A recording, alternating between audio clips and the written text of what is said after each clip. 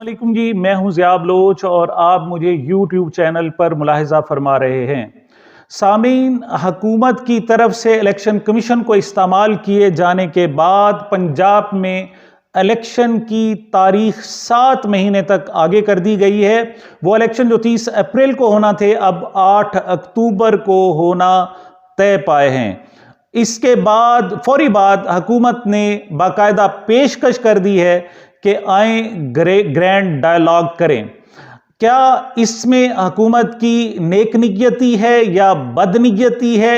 ये जो grand dialogue की पेशकश है, ये इलेक्शन पोस्टपोन किए जाने से पहले क्यों ना की गई?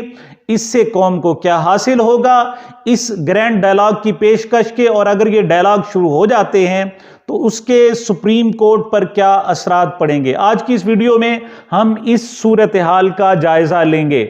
सामीन, इलेक्शन कमीशन बजा तौर पर, जैसा कि फवाद चौधरी साहब ने कहा था, कि सिर्फ एक मुंशी का किरदार अदा कर रहा है, और गुज़श्ता रोज लाहौर हाई कोर्ट ने बाकायदा इस हवाले से जिक्र भी किया। उन्होंने कहा जी कि एक ये तासुर है कि इलेक्शन कमीशन तासुब का मुजाहरा कर रहा है, वो किसी एक पार्टी को फेवर कर रहा है, हुकूमत को फेवर कर रहा है, हालांकि उसे न्यूट्रल होना चाहिए था।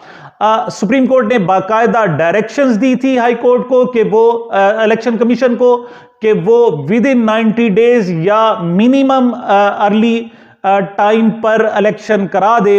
उसके बाद फौरी तौर पर इलेक्शन कमीशन ने बाकायदा ऐलान भी कर दिया कि 30 अप्रैल को इलेक्शन करा दिए जाएंगे। लेकिन उससे जाहिर यही होता है कि वो अपना एक बयानिया तरतीब देना चाहते थे। इलेक्शन कमीशन का ख्याल था कि हम जब सुप्रीम कोर्ट में जाएंगे तो हम कहेंगे कि आपने चूंकि हमें डायरेक्शन दी थी, लिहाजा हमने 30 अप्रैल को इलेक्शन का ऐलान कर दिया। लेकिन उसके बाद हमारे लिए हालात साजगार नहीं थे।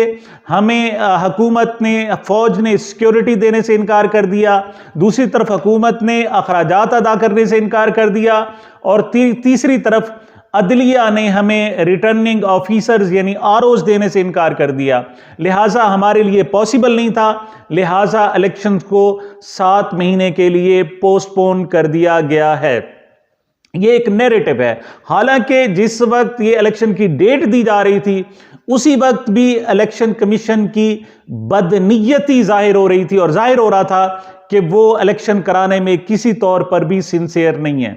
उसके बाद फवाद चौधरी साहब ने गुज़श्ता रोज प्रेस कॉन्फ्रेंस की और तहरीक इंसाफ का नुक्ता नजर बयान किया। उन्होंने कहा कि तहरीक इंसाफ फौरी तौर पर सुप्रीम कोर्ट में जा रही है, और तौहीन अदालत की ना सिर्फ दरखास्त दायर की जाएगी, बल्कि सुप्रीम कोर्ट से इस्तदा की जाएगी कि इलेक्शन 30 अप्रैल को ही होने चाहिए। दूसरी तरफ खैबर पख्तूनख्वा में चूंकि इलेक्शन को डिले किया जा रहा है, तो उसकी भी फौरी तौर पर हमें कोई डेट मिलनी चाहिए। इस हवाले से इमरान खान साहब भी कह चुके हैं कि हमने नेक नियति के तहत और इलेक्शन कराने की नीयत से अपनी गवर्नमेंट्स को, 2 गवर्नमेंट्स को डिसॉल्व किया, और उसका मकसद सिर्फ ये था कि हम फ्रेश मैंडेट लेकर आएं, और जो इंपोर्टेड हुकूमत हम पर मुसल्लित है उसको भी एहसास हो जाए कि वो मैंडेट के जरिए नहीं आई, बल्कि सिलेक्शन के जरिए आई है, इलेक्शन के जरिए उसका इंतखाब नहीं हुआ है।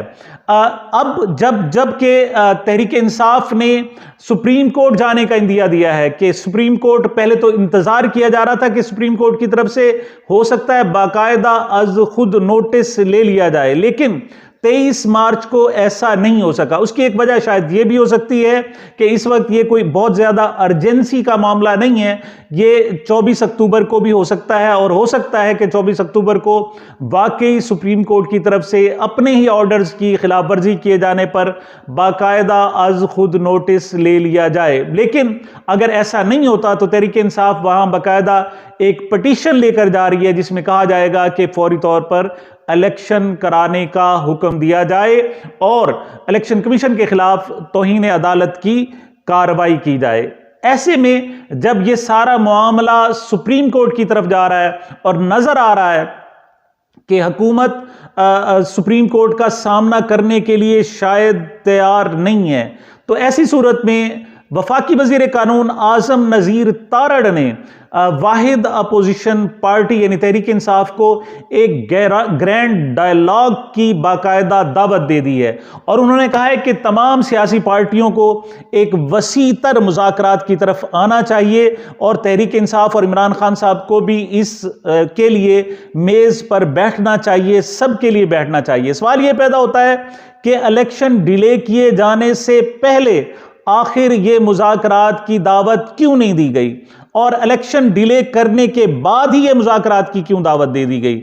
मैं इसको समझाने के लिए आपको अप्रैल 2022 में ले जाना चाहूँगा, जिस वक्त कासिम सूरी ने इलेक्शन हुकूमत की तरह उस वक्त की अपोजिशन यानी उनकी तरफ से जो तहरीक अदम एतमाद थी उसको रिजेक्ट करने के बाद वज़ीर आज़म इमरान खान ने सदर को कौमी असम्बली तहलील करने की एक समरी भेज दी थी और सदर ने असम्बली डिसॉल्व भी कर दी थी।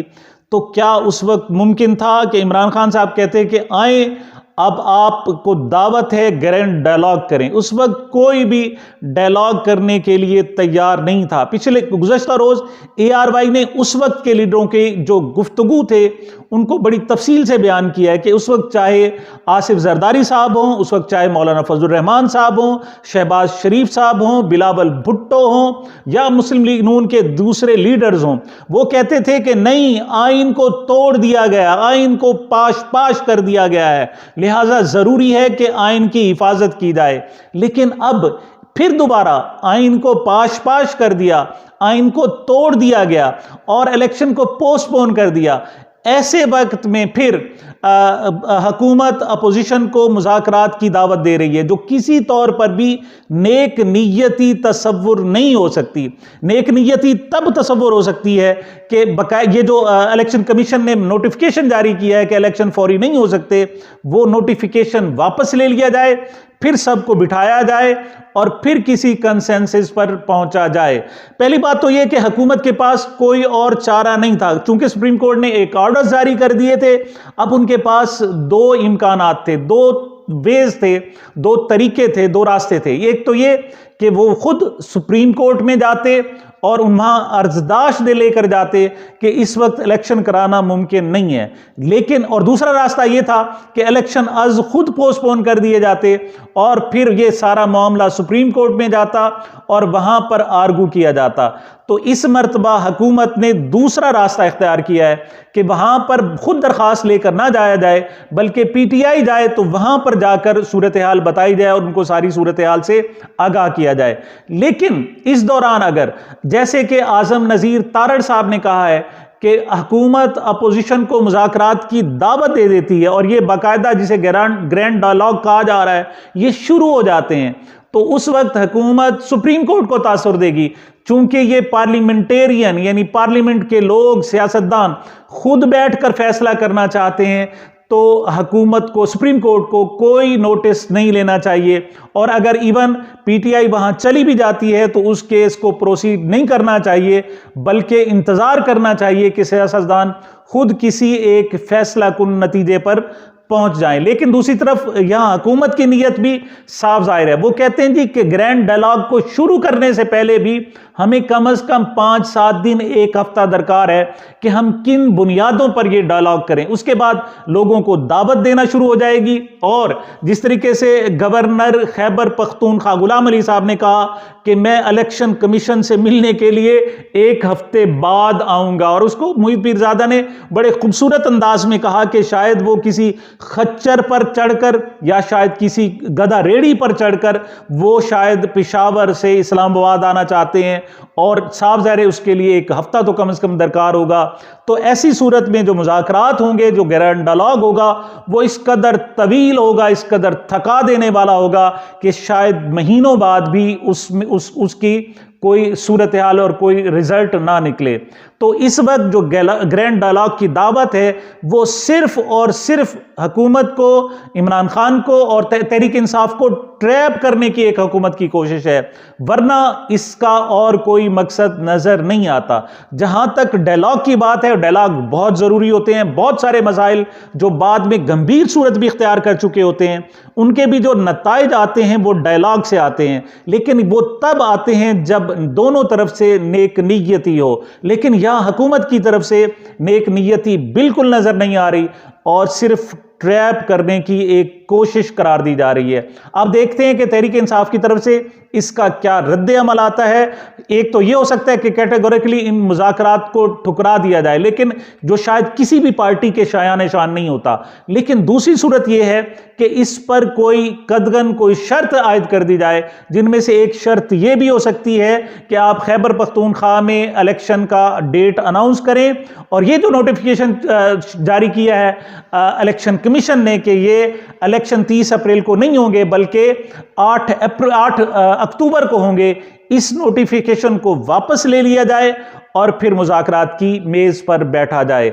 साफ ज़ाहिर है ये वो सूरत हो सकती है कि जिसमें दोनों तरफ मार्जिन मौजूद होगा और अगर किसी एक फैसला कुन नतीजे पर पहुंच जाते हैं तो उसके लिए उसके बाद हुकूमत और अपोजिशन के लिए दोनों के लिए उस पर अमल करना भी आसान होगा। और ऐसी सूरत में सुप्रीम कोर्ट को भी शायद कोई एतराज़ ना हो, या ये भी हो सकता है कि इस हवाले से, इस पर्टिकुलर सूरत हाल के हवाले से बाकायदा कानून साजी भी कर ली जाए। देखते हैं आगे PTI का इस हवाले से क्या रद्द अमल सामने आता है। आज का दिन बहुत अहम है क्योंकि आज सुप्रीम कोर्ट में जाने के इम्कानात हैं। एक ये इम्कान है कि शायद आज खुद नोटिस ले लिया जाए, वरना दूसरी सूरत में PTI सुप्रीम कोर्ट का दरवाज़ा ज़रूर खटखटाएगी।